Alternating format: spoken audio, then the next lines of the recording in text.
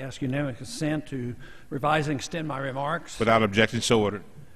Thank you, Mr. Speaker. I rise in support of this legislation, and I want to compliment Mr. Mitchell from Arizona for getting this bill to the floor. We've worked on this for several years, and I am pleased that this is going to be passed today. Much has been said about the unemployment rate in this country, and I saw one other take on unemployment today where it said that low-income people below $20,000, the unemployment rate is actually 31%. Which shows how devastating this recession is, and for some it's an actual depression. I would like this bill to be passed, but not just as symbolism. It is good symbolism and important symbolism, but as was mentioned by the gentleman from California, it's not a tremendous amount of money, but it's important for us to recognize that we have a serious problem in this country and that we shouldn't be careless about the way we think about this problem. It shouldn't make us feel necessarily good because we passed this. This is just necessary.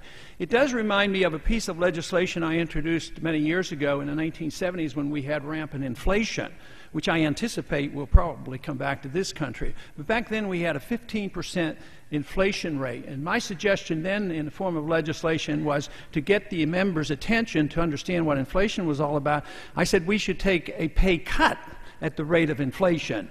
And even today we might suggest that there is a lot more inflation out there than we admit to, so maybe not only should we freeze our salaries, maybe we should be taking a pay cut so that we can do a better job, because we really can't brag about the job that we have done for the country because of the condition the country is in.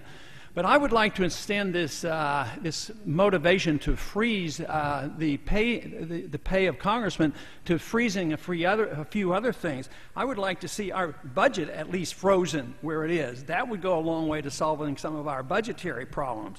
And how about freezing the debt level? Let's not raise the debt level. Instead, this next year, our national debt's going to go up about $2 trillion when you add up all that we borrow from our trust funds. Also, I'd like to see a freeze on regulations, because the regulations usually backfire. There's unintended consequences. They cost a lot of money, and they act as a tax, and they don't improve the economy overall. I would be in support of freezing the welfare transfer system, the system that most people think wealth transfer is going to help all the poor people. The trouble is, wealth transfer system helps the rich people, and they're the ones who get the bailouts, and poor people don't. So a freeze on welfare transfer would be a long way toward restoring a free society and a constitutional government.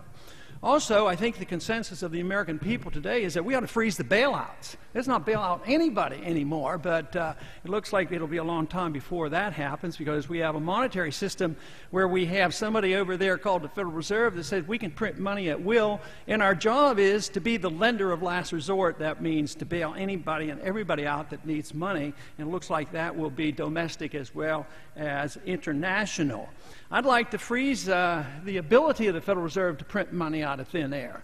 That, in moral terms, is counterfeit, and yet that is the encouragement for us to run up our deficits, because the Fed can come in and increase the money supply. A sound monetary system would have frozen anybody's ability to just create money out of thin air. I'd also like to freeze the income tax at the 1912 level. And that indeed would be a real boost to the people of this country. All of a sudden, there would be great wealth in the hands of the consumer. Just think if all the money that we spent on the bailouts that just tided things over, if just a portion of that had been used to get rid of the income tax, I think the money would have been better spent, because the people would have been spending the money instead of the bureaucrats and the politicians and the regulators that bail out the people who were making all the money in the first place.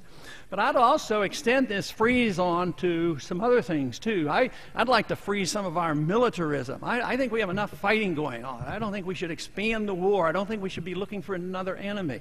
I'd like to freeze the sanctions on countries. I'd like to see a lot more free trade. I would like to see that the bombing is not extended, that we quit allowing our CIA to extend the bombing of countries that have not attacked us. I would also like to put a freeze on this concept of preventive war. This whole idea of concept of the preventive war means that we can literally start the war. So, yes, it's good that we're freezing the salaries of us here in the Congress. But if we really want to restore the Republic, we will freeze a lot of these other issues as well. And I yield back. Chair recognizes